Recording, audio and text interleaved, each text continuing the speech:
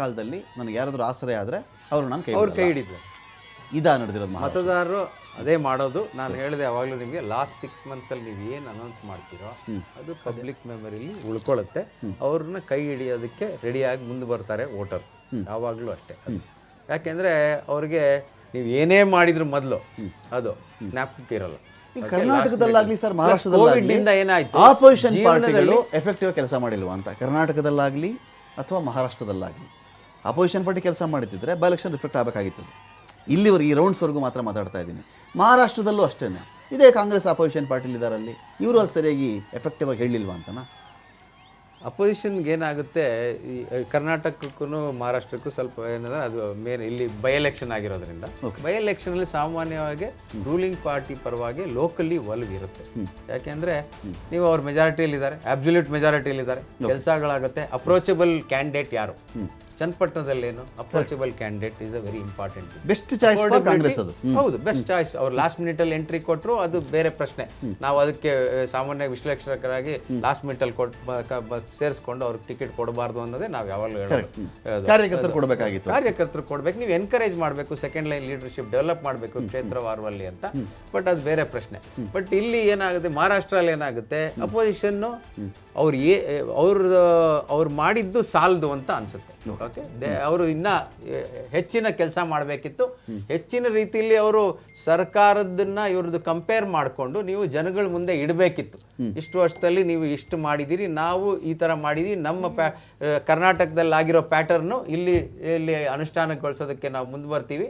ಅದರಿಂದ ಏನು ಎಫೆಕ್ಟ್, ಅಲ್ಲಿ ಏನು ಬಲವರ್ಧನೆ ಆಗಿದೆಯೋ, ನಮಗೆ ಓಟಿನ ಫಲ ಏನು ಸಿಕ್ಕಿದೆಯೋ ನಮ್ಮ ಕರ್ನಾಟಕದಲ್ಲಿ, ಅದು ಇಲ್ಲಿ ಆಗಬೇಕು ಅನ್ನೋದನ್ನ ಮನದಟ್ಟು ಮಾಡೋದ್ರಲ್ಲಿ ಅಲ್ಲಿ ಅಪೋಸಿಷನ್ ಅವರು ವಿಫಲರಾಗಿದ್ದಾರೆ ಅಲ್ಲಿ. ಸೊ ಅದು ಇನ್ನೂ ಒಂದಷ್ಟು ಹೆಚ್ಚಿನ ರೀತಿಯಲ್ಲಿ ಅವರು ಪ್ರಚಾರ ಮಾಡಬೇಕಿತ್ತು. ಪ್ಲಸ್ ಅವರು ನೀವು ಕಂಪ್ಯಾರಿಟಿವ್ ಆಗಿ ಮಾಡಬೇಕು. ಸುಮ್ಮನೆ ನಾನು ಮಾಡ್ತೀನಿ ಅಂತ ಹೇಳಿದ್ರೆ ಆಗಲ್ಲ. ಆಡಳಿತದಲ್ಲಿ ಇರ್ತಕ್ಕಂಥ ಸರ್ಕಾರ ಏನು ಮಾಡಿದೆ ಇದನ್ನ ಕಂಪೇರ್ ಮಾಡಿದ್ರೆ ಯಾವ್ದು ಬೆಟರ್ ಆಪ್ಷನ್, ಇದು ಮಾಡಬೇಕು. ಅವಾಗಲೇ ನೀವು ಹೆಚ್ಚಿನ ಮತ ಅವ್ರು ಹೇಳೋದೆಲ್ಲ voice, whatever is voiced should convert into vote box vote ಅಂತೀವಿ. ಇಂಪಾರ್ಟೆಂಟ್. ಈ ರಾಜಕೀಯ ಬಂಧನಗಳು, ರಾಜಕೀಯ ಶಿಕ್ಷೆಗಳು, ರಾಜಕೀಯ ಕಿರುಕುಳಗಳು, ಇದನ್ನ ಜಾರ್ಖಂಡಲ್ಲಿ ಮೆಟ್ಟಿ ನಿಂತ್ರ ಅಂತ. ರಾಜಕೀಯ ಬಂಧನ, ಕಿರುಕುಳ, ಸೊರೇನ್ಗಾದಂಥ ವಿಚಾರಗಳು, ಬಟ್ ಎವರ್ ತಪ್ಪಾಗಿ ಶಿಕ್ಷೆ ಆಗಲಿ, ಇನ್ ಜನರಲ್ ಏನು ಹೇಳ್ತಿದ್ದಾರೆ ಅಂತ ಹೇಳಿದ್ರೆ, ವಿರೋಧ ಪಕ್ಷದಲ್ಲಿರ್ತಕ್ಕಂಥವ್ರನ್ನ ತಗೊಂಡೋಗಿ ಆಗ್ತಿದ್ದಾರೆ ಅಂತ ಹೇಳಿ ನಿಮ್ಮ ಪಾರ್ಟಿ ಕೂಡ ಸಂತ್ರಸ್ತಾರೆ. ಕೇಜ್ರಿವಾಲ್ ಅವ್ರನ್ನೂ ಕೂಡ ಸಾಕಷ್ಟು ತಿಂಗಳ ಕಾಲ ಇಟ್ಬಿಟ್ಟೆ ಕಳಿಸಿದ್ದಾರೆ ಅಲ್ಲಿ. ಇದು ಮತದಾರನಿಗೆ ಇದು ಅರ್ಥ ಆಯ್ತಾ ಅಂತ ನಾನು ಕೇಳ್ತಾ ಇದ್ದೀನಿ. ಖಂಡಿತವಾಗ್ಲು. ಯಾಕೆ ಅಂತ ಹೇಳಿದ್ರೆ 51ರಲ್ಲಿ ಜಾರ್ಖಂಡಲ್ಲಿ ಲೀಡು ಇಂಡಿಯಾ ಕೊಟ್ಟು. ಈಗ ಅವ್ರ ಹಸ್ಬೆಂಡ್ ಆ್ಯಂಡ್ ವೈಫ್ ಸೊರೇನ್ ಅವರಾಗಿರ್ಬೋದು, ಅವರ ಧರ್ಮಪತ್ನಿಗಳು ಇಬ್ಬರು ಸಹ ಲೀಡಿಂಗಲ್ಲೇ ತೋರಿಸ್ತಾ ಇದೆ. ಒಂದು ವಿರೋಧ ಪಕ್ಷಗಳಾಗಿರ್ಬೋದು, ಆಡಳಿತ ಪಕ್ಷಗಳಾಗಿರ್ಬೋದು, ಒಂದು ಹೆಲ್ದಿ ಕಾಂಪಿಟೇಷನನ್ನು ಕ್ರಿಯೇಟ್ ಮಾಡಬೇಕಾಗುತ್ತೆ. ಈಗ ಇಲ್ಲಿ ಏನಾಗಿದೆ, ಇತ್ತೀಚಿನ ದಿನಗಳಲ್ಲಿ BJP ಸರ್ಕಾರಗಳು ಸರ್ವಾಧಿಕಾರ ಧೋರಣೆಯಿಂದ ED CBIಗಳನ್ನ ದುರುಪಯೋಗ ಪಡಿಸ್ಕೊಂಡು ತಮ್ಮ ವಿರೋಧ ಪಕ್ಷಗಳನ್ನು ಯಾವ ರೀತಿ ಹೊಡಿಬೇಕು, ಪ್ರಬಲವಾಗಿರುವಂತಹ ಪಕ್ಷಗಳನ್ನೇ ವಿಭಜನೆ ಮಾಡುವಂಥ ಸ್ಥಿತಿ ನಾವು ಮಹಾರಾಷ್ಟ್ರದಲ್ಲಿ ಇತಿಹಾಸದಲ್ಲೇ ನೋಡಿರಲಿಲ್ಲ. ಅದನ್ನ ನೋಡಿದ್ವಿ. ಅದಲ್ದೇ ಅವ್ರ ಜೊತೆಗಿದ್ದಂಥ ಇನ್ನೊಂದು ಪಕ್ಷವನ್ನು ಇಬ್ಬರನ್ನೂ ಹೊಡಿತಾರೆ. ಸೊ ಇವತ್ತು ಮಹಾರಾಷ್ಟ್ರದಲ್ಲಿ ಆ ಒಂದು ಎಫೆಕ್ಟು ಕಾಣಿಸ್ತಿದೆ ನಮಗೆ ವಿರೋಧ ಪಕ್ಷಗಳಲ್ಲಿ. ಮತ್ತೆ ಈಗ ನಾವು ಜಾರ್ಖಂಡ್ಗೆ ಬರೋದಾದ್ರೆ, ಹೇಮಂತ್ ಸೊರೇನ್ ಅವರು ಬಹಳಷ್ಟು ಒಂದು ಪ್ರಬಲವಾಗಿ ಅವರು ಒಂದು ಹಾನೆಸ್ಟಿ, ಒಂದು ಏನೇ ವಿಚಾರಗಳಿದ್ರೂ ಸಹ ಅವರು ಜೈಲಿಂದ ಕಂಟೆಸ್ಟ್ ಮಾಡು ಏನೋ ಒಂದು ಆ ಒಂದು ಉತ್ಸಾಹನ ಬಿಟ್ಟಿಲ್ಲ. ಮತ್ತೆ ಬಂದು ತಮ್ಮನ್ನು ತಾವು ಪ್ರೂವ್ ಮಾಡ್ಕೊಳ್ಳೋದ್ರಲ್ಲಿ ಈಗ ಇದು ಉದಾಹರಣೆ ಕೊಡ್ತಿದೆ. ಮತ್ತೆ ಅವರ ಒಂದು ಸರ್ಕಾರ ಜನರ ಮೇಲೆ ಬಹಳಷ್ಟು ಒಳ್ಳೆಯ ರೀತಿಯಲ್ಲಿ ಪ್ರಭಾವ ತೋರಿದ್ರಿಂದ ಇವತ್ತು ಇಂಥ ರಿಸಲ್ಟ್ ಅವ್ರಿಗೆ ಬರ್ತಿದೆ. ಸೊ ಅದೇ ರೀತಿ ನಾವು ಮಹಾರಾಷ್ಟ್ರ, ಈಗ ಸರ್ ಹೇಳ್ತಿದ್ರು ಮಹಾರಾಷ್ಟ್ರದಲ್ಲಿ ಗ್ಯಾರಂಟಿಗಳು, ನೀವು ಹೇಳ್ತಿದ್ರು ಯಾವ ರೀತಿ ಗ್ಯಾರಂಟಿಗಳು ಒಂದು ರೀತಿಯ ಕಾರಣ ಆಗಿರ್ಬೋದು.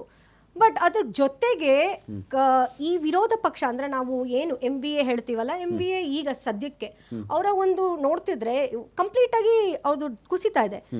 ಸೊ ಅಲ್ಲಿ ಆ ವಿಭಜನೆ ಏನಿದೆ ಅದನ್ನ ಹ್ಯಾಂಡಲ್ ಮಾಡೋದ್ರಲ್ಲಿ ಫೇಲ್ಯೂರ್ ಆಗೋದು.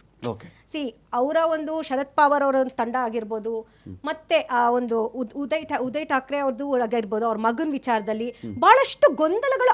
ನಾನಿಲ್ಲಿ ವೇಟ್ ಮಾಡ್ತಿರೋದು ಈ ಮಹಾಯುತಿಯಲ್ಲಿ BJP ಪಾಲ್ದು ಎಷ್ಟು ಸೀಟ್ಗಳಿದೆ ಅಂತ ವೇಟ್ ಮಾಡ್ತಾ ಇದ್ದೀನಿ. ಯಾಕೆ ಅಂತ ಹೇಳಿದ್ರೆ ಇವ್ರು ಯಾರೊಂದಿಗೆ ಮೈತ್ರಿ ಮಾಡ್ಕೊಳ್ತಾರೋ ಮೈತ್ರಿ ಪಕ್ಷದ ಕತೆ ಮುಗಿಸ್ತಾರೆ ಅಂತ ಒಂದು ಮಾತು. ಇನ್ ಜನರಲ್ 120 ಬರಬೇಕು ಅಂತ ಹೇಳಿದ್ರೆ ಕನಸು ಕಾಣಬೇಕಾಗಿತ್ತು BJP. ಕನಸು ಕಾಣಬೇಕಾಗಿತ್ತು ಆ ಮಟ್ಟದ ಒಂದು ಸೀಟ್ಗಳು ಇತ್ತೀಚಿನ ವಿದ್ಯಮಾನಗಳು ಚೆಕ್ ಮಾಡ್ಕೊಂಡು. ಅಲ್ಲಿಯ ಆಡಳಿತ ಪಕ್ಷ ಮೇಡಮ್ ಹೇಳ್ದಂಗೆ ಅಲ್ಲಿಯ ಆಡಳಿತ ವೈಫಲ್ಯವನ್ನ ಪರಿಣಾಮಕಾರಿಯಾಗಿ ಬಳಸ್ಕೊಳ್ಳಿ ಒಂದು ವಿಫಲ ಆಗಿದೆ. ಜೊತೆಗೆ ಅವರ ಆಂತರಿಕ ಕಚ್ಚಾಟವನ್ನು ಕೂಡ ಇವರು ಎನ್ಕೇಶ್ ಮಾಡ್ಕೊಳ್ಳಿಲ್ಲ. ಯಾಕಂದ್ರೆ ಇವರಲ್ಲೂ ಕೂಡ ಕ್ಲಾರಿಟಿ ಇರಲಿಲ್ಲ. ನೋಡಿ, ಇನ್ನೊಂದು ಅವರಿಗೆ ಪ್ಲಸ್ ಏನಾಯ್ತು ಅಂದ್ರೆ ಈ ಮರಾಠ ಮೀಸಲಾತಿ ಬಗ್ಗೆ ಹೋರಾಟ ನಡೀತಾ ಇದೆಯಲ್ಲ, ಅವರು ಕೂಡ ಕಣಕ್ಕಿಳಿಯುವಂತ ನಿರ್ಧಾರ ಮಾಡಿದ್ರು. ಅವ್ರು ಇದ್ದಕ್ಕಿದ್ದ ಕಣದಿಂದ ಹಿಂದೆ ಸರಿದ್ರು. ನೋಡಿದ್ರ ಅವ್ರು ಏನಾರು ಕಣದಲ್ಲಿದ್ದಿದ್ರೆ ಇವ್ರಿಗೆ ಅದು ಭಾವನಾತ್ಮಕವಾಗಿ ಕೆಲವು ವಿಚಾರಗಳು ಏಟಾಗ್ತಿದ್ವು ಏನೋ. ಸೊ ಅದು ಆಮೇಲೆ ಇಲ್ಲಿ ನಮ್ಮ ಜಾರ್ಖಂಡಲ್ಲಿ ಇನ್ನೊಂದು ಏನು ಆಗಿದೆ ಗೊತ್ತಾ, ಒಂದು ಈ ತರ ನೀವ್ ಹೇಳಿರೋ ಕಸರತ್ತು, ಇನ್ನೊಂದು ಯೂನಿಫಾರ್ಮ್ ಸಿವಿಲ್ ಕೋಡ್ ತರ್ತೀವಿ, UCC ತರ್ತೀನಿ ಅಂದಾಗ ಇವ್ರೇನ್ ಮಾಡ್ಬಿಟ್ರು, ಅಲ್ಲಿ ಎಫೆಕ್ಟ್ ಆಗುತ್ತೆ ಅಂತ ಗೊತ್ತಾಗಿ ಅಲ್ಲಿ ಆದಿವಾಸಿಗಳಿಗೆ ಸಮಸ್ಯೆ ಆಗಿದೆ, ಅದನ್ನು ಹೊರತುಪಡಿಸಿ ಅಂತ ಅಲ್ಲಿ ಘೋಷಣೆ ಮಾಡಿದ್ರು. ಅದನ್ನ ಅಷ್ಟೊತ್ತಿಗಾಗ್ಲಿ ಇವರು ಮಾರ್ಕೆಟ್ ಮಾಡ್ಬಿಟ್ಟಿದ್ರು. ಅಷ್ಟೇ. ಆಕ್ಚುಲಿ ಆದಿವಾಸಿಗಳನ್ನ ಹಂತ ಹಂತವಾಗಿ ತಮ್ಮನ್ನ ತೆಕ್ಕೆಗೆ ತೆಗೆದುಕೊಳ್ಳುವಲ್ಲಿ ಬಿಜೆಪಿ ಬಹಳ ಯಶಸ್ವಿ ಆಗ್ತಿದೆ. ಬಹುತೇಕ ಕಡೆ ನೀವು ನೋಡಿ, ಮುರ್ಮು ಅವರನ್ನು ರಾಷ್ಟ್ರಪತಿ ಮಾಡಿದ್ರೆ ನಾವು ಅಂತ. ಹೌದು, ಛತ್ತೀಸ್ಗಢ ಅಲ್ಲೆಲ್ಲ ಯಾವ ಈ ಆದಿವಾಸಿಗಳನ್ನ ಆದಿವಾಸಿಗಳೆಲ್ಲ ಹತ್ರ ಹೋಗಿ ಅವರ ಪರ್ಯಾಯ ಗುಂಪು, ಬಿಜೆಪಿ ನೇರ ಅಲ್ಲ, ಹಿಂದೆ ಅವರ ತೆರೆಮರೆಯಲ್ಲಿರುವವರು ಹೋಗಿ ಆದಿವಾಸಿಗಳನ್ನೇ ಅವರು ಮೊದಲು ಮನ ಪರಿವರ್ತನೆ ಮಾಡೋದು. ಮಣಿಪುರ ಚೆಕ್ ಮಾಡ್ಕೊಂಡ್ಬಿಟ್ರೆ ಬದ್ರುದ್ದೀನ್ ಅವರೇ, ಅವರು ವಿ ಆರ್ ಆಲ್ಸೋ ಇಂಡಿಯನ್ಸ್ ಅಂತ ಒಂದು ಬೋರ್ಡ್ ಇಟ್ಕೊಂಡು ಓಡಾಡ್ತಾವ್ರು ಇವತ್ತು. ಹೌದು, ಆ ಪರಿಸ್ಥಿತಿ ಬೋರ್ಡ್ ಪ್ಲಕಾರ್ಡ್ ನೋಡಿದೆ ನಾನು, we are also Indians, we are also Indians. ಬಹಳ ದುರಂತರಿ ಅದು. ಮೊನ್ನೆ ಒಂದು 7 ಜನ ನಮ್ಮ ದೇಶದಲ್ಲಿ ಅವರು ಇವತ್ತಿಗೂ ಆ ಮಣಿಪುರ ನೋಡಿದಾಗೆಲ್ಲ ಭಾರತದ ಅತಿ ದೊಡ್ಡ ಗಾಯ ರೀ ಅದು. ಅತಿ ದೊಡ್ಡ ಗಾಯ. ಒಬ್ರು ಮುಲಾಮ್ ಹಚ್ಚಲ್ಲ, ಒಬ್ರು ಒಂದು ಫಸ್ಟ್ ಏಡ್ ಇಲ್ಲ, ಒಂದು ಫಸ್ಟ್ ಏಡ್ ಇಲ್ಲ ಮಣಿಪುರ ರಾಜ್ಯಕ್ಕೆ.